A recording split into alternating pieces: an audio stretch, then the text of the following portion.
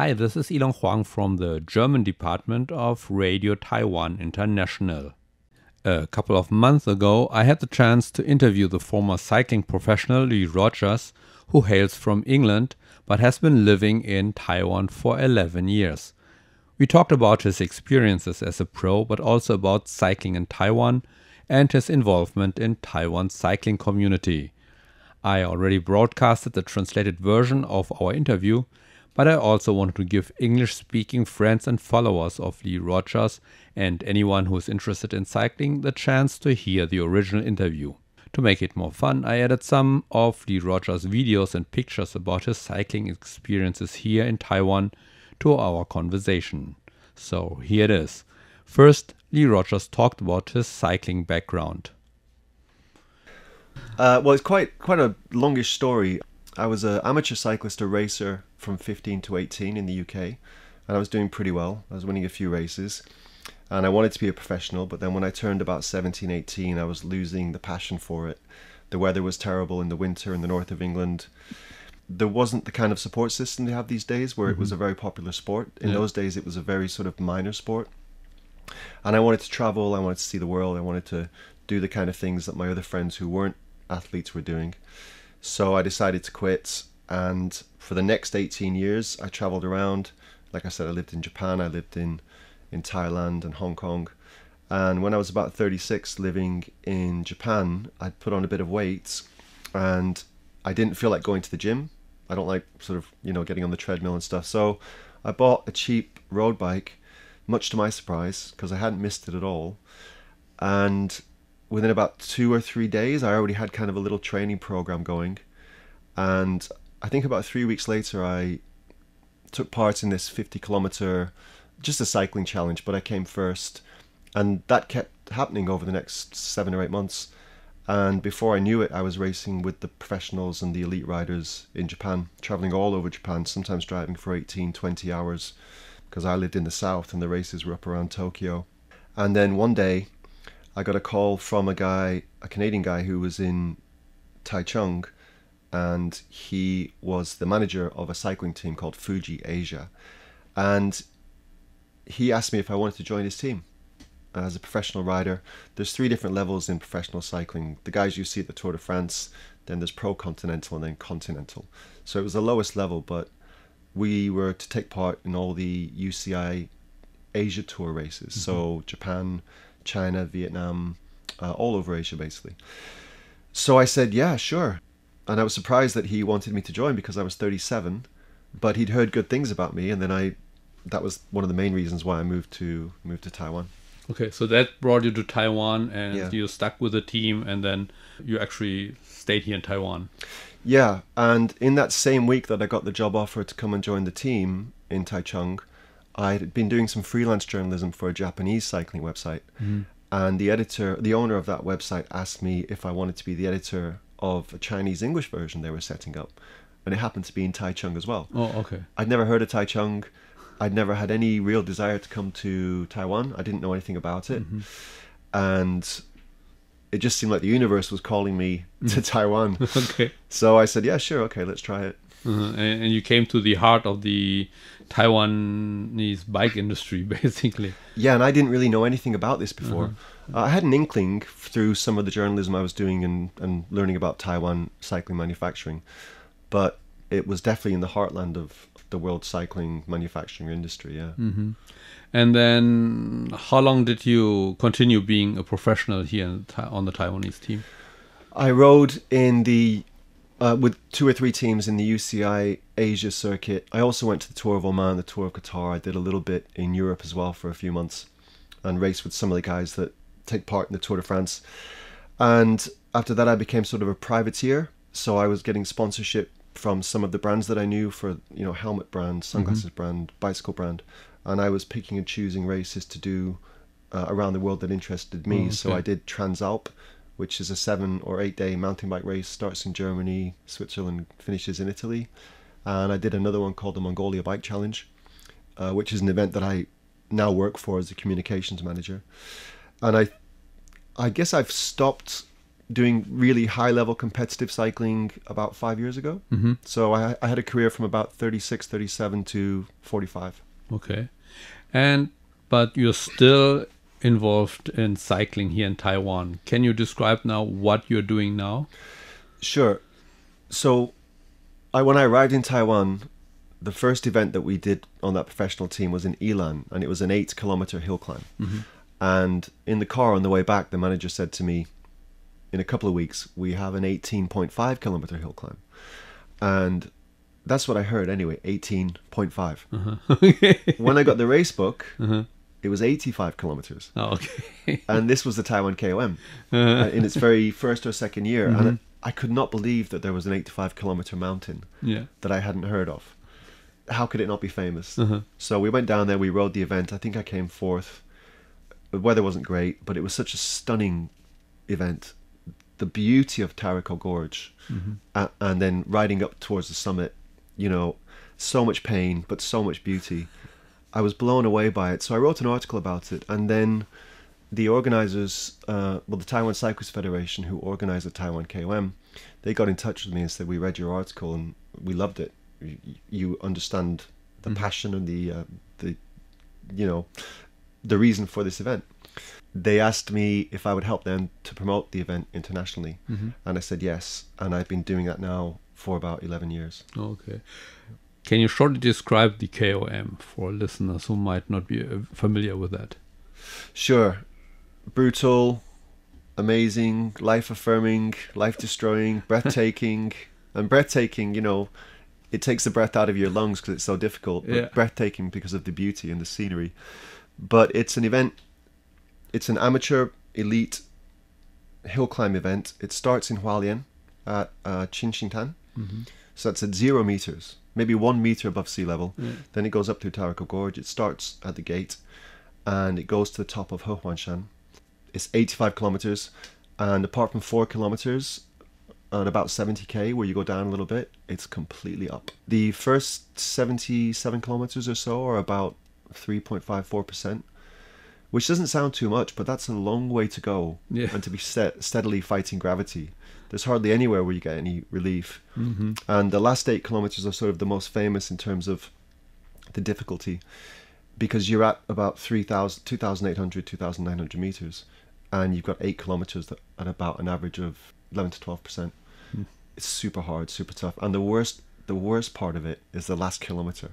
So just when you can see the finish line in sight, it can take you 15 to 20 minutes to do that last kilometer.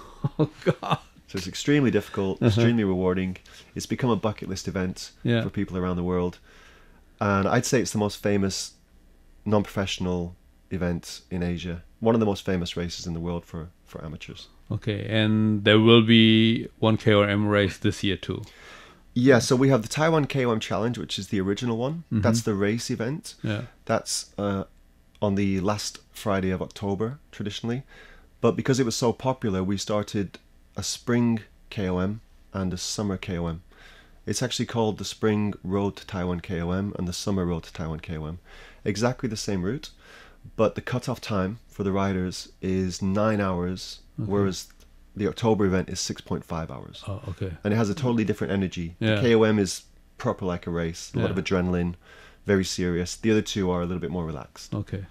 So people might get off the bike and take a rest, for example.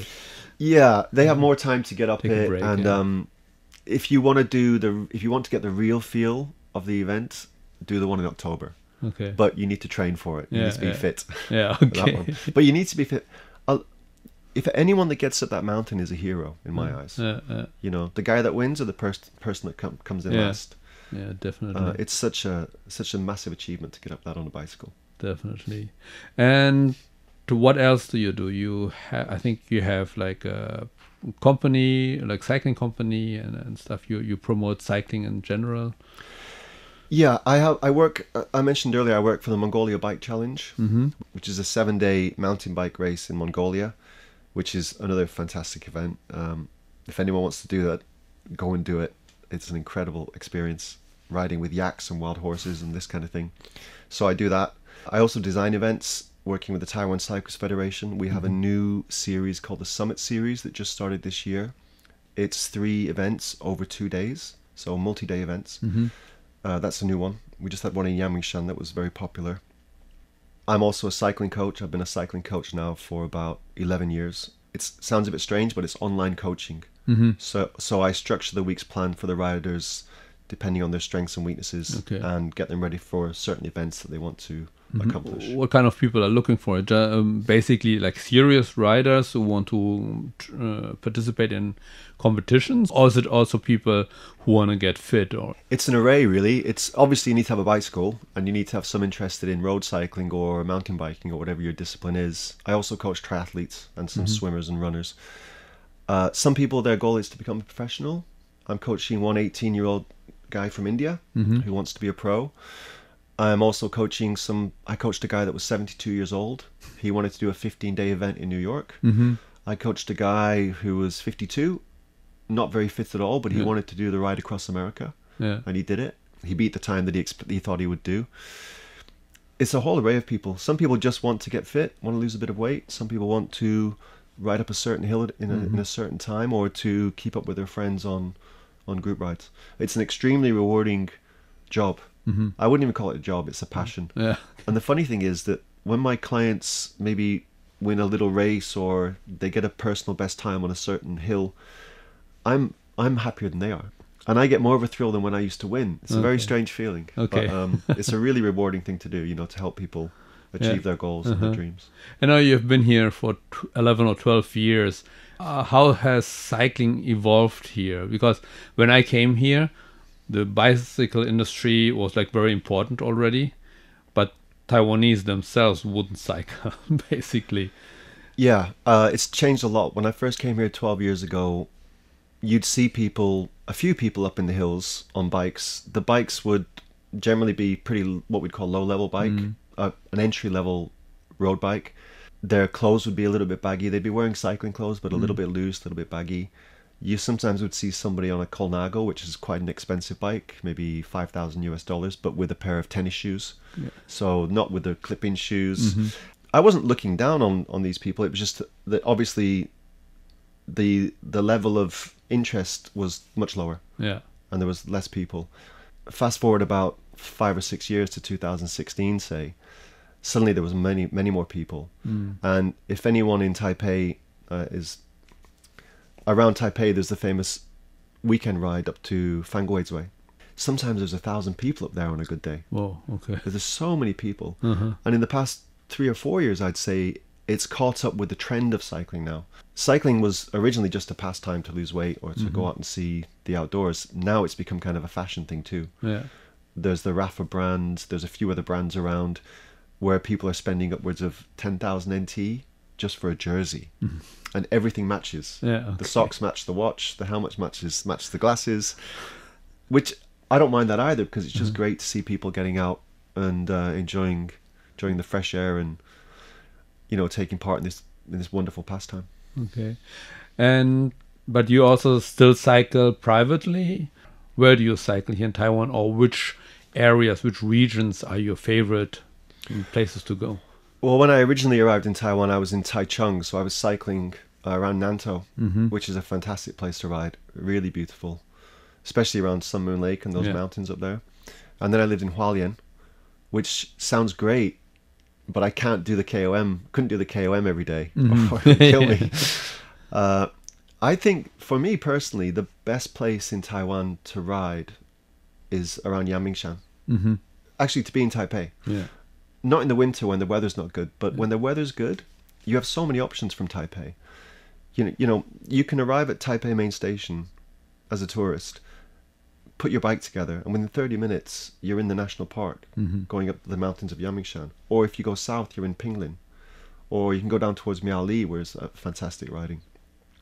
Generally, I'd say all of the north coast, the south, and the east are fantastic. And the middle region, maybe not so much the west coast. It's very flat and a little bit more industrial. But there's so many. I've been here 12 years and I'm still discovering new roads. Yeah, it's a fantastic place to ride. And is there anything Taiwan still needs to improve regarding cycling, It's a tricky question. You Well, let me start with one of the great things about Taipei and cycling. This might sound odd, but I think the bike path is one of the most beautiful architectural projects that has been accomplished in Taipei. It's 258 kilometers of bike path. You mean the one at the river, along the river? Yeah. Yeah. There's 258 kilometers of it. So you can ride free for 5, 6, 7, 8 hours. Yeah. Well, there might be some people on the bike path, but there's no cars there. Yeah. It almost goes all the way around the city. Yeah. I don't know of any other capital city or any other city in the world that's got that. So that's a really amazing accomplishment. I think the whole move to the U-bike thing was great. You see more people using bikes in the cities. The government's definitely put a lot of money into the cycling infrastructure and the promotion of cycling too. I think about 4 years ago, it was the year of cycling, or was it 2020 maybe? Yeah. Maybe it was the COVID time. But there's definitely a lot of great initiatives going on. I feel though that with a little bit more focus and a bit more understanding of what foreign cyclist tourists want as well, it could go up another level. For example, as I mentioned, if they were to promote Taipei and Yangmingshan and the mountains around Taipei to people in Hong Kong and Singapore, which are real hotbeds of cycling, and they're hotbeds of cycling, but they're not necessarily great places to ride your bikes. There's not a lot of mountains, there's quite a lot of cars, quite busy. You could be getting those people coming over here for 3-day weekends and take care of them in a cycling hotel maybe, and have more cycling lanes up around Yangmingshan. I think if that was a more focused project and a drive and an initiative, that would raise the awareness of cycling in Taiwan overseas. And I think that's one thing that really should be done. There's a place in Spain called Girona. It's a place near Barcelona. It's become the cycling capital of the world. Lots of cycling cafes, lots of cycling bars, cycling shops, all things cycling. A lot of professionals live there and train there. A lot of amateurs go there to live there or to travel there just to ride and to take in the experience. I think a similar model, not the exact same, a similar model could be achieved here too. Okay. And how about the cycling infrastructure here? I mean, like you mentioned Taipei, and I think Taipei has done a lot of good things for cycling or for the infrastructure. But I think outside of Taipei, I think still needs to be done a lot more. I'm not certain on this, but I think maybe you could let me know. Is there now a bike path that goes all the way around Taiwan? Yes, it has all the signs. But last time I cycled on this between the lighthouses, and we were cycling along this route, and but it was usually just a picture of a bike on a regular road. Okay. So like you would actually share the street or the road with cars and scooters and trucks. So it's not a dedicated cycling path. Okay. Exactly. I think that would be a wonderful thing if they could do that. I think maybe that, is it called the Suao Highway? Yeah, that's on From Hualien to Ilan. Yeah. I think maybe if once a year they closed that down and had a running event plus a cycling event there. They have the other highway now, so I think they could do that. I think if you look at cities like Copenhagen and other cities in Northern Europe where they have dedicated bike parks to put your bike when you come into the city. One thing you notice when you ride a bicycle, if you've got a decent bicycle, and a decent bicycle, I mean, it could be 10,000 NT or 20,000 or 500,000 NT. You're not encouraged to take it into the city and leave it and lock it up because there's not many places to lock it. Right. I don't think there's that many bike thieves around Taipei, but you would still worry. If they had the underground parking, I think that would help a lot. And just encourage more people to come in. Yeah. I think if they pedestrianized some of the streets in Taipei and in Taichung on the weekends and made markets where people could ride e-bikes or ride bikes on bicycle lanes, I think that would be a wonderful thing too. In these days with climate change, we don't just have to think about cycling tourism, but we also have to think about how to make the cities greener. And the best machine for that in terms of transport is the bicycle. So I think more could be done on that scale. However, at the same time, I would say that Taiwan has done quite a lot and is ahead of some other Asian countries, definitely. Yeah. So if someone wants to come to Taiwan to cycle, or someone who already lives here in Taiwan and wants to start cycling here, what should they pay attention to? Well, I could start off just by saying simply, just get on your bike and push the pedals and pay attention to the cars and any holes in the ground and any dogs that might be chasing you. I was thinking to sort of I know I've just said watch out for cars and dogs and stuff, but joking aside, just enjoy it and just ride. I think if you're going to start cycling and you're in Taiwan, you're really lucky because it is one of the best places in the world to cycle. If you're going to start cycling and you live in downtown Hong Kong, maybe get a stationary bike, Okay. you know, or move further down south. You have to be a little bit careful about pollution, but that's the same all over the world these days. But yeah, you're really fortunate if you get into cycling in Taiwan. I'm a member of a club. It's called the Taipei Slow Cyclists. When I first joined, they actually were slow about a year and a half ago. Now they're getting stronger. There's about 150 people in this club. It's a very loose club. Very nice people. Not a lot of ego in the club, which is unusual for a bike club. And some of them are just getting into cycling. They came over here for work. These are foreigners. They come over here for work. They buy a bike. If you lived anywhere else in the world and you got into cycling, there were some hills, you might be looking at 2, 3, 4, maybe 10-kilometer hills. Around here, you could be going up 60-kilometer hills. So you have to definitely get ready for a challenge and to just keep at it and keep going. You get better and you get faster. Okay. Great. Thank you very much. You're welcome. It was a pleasure.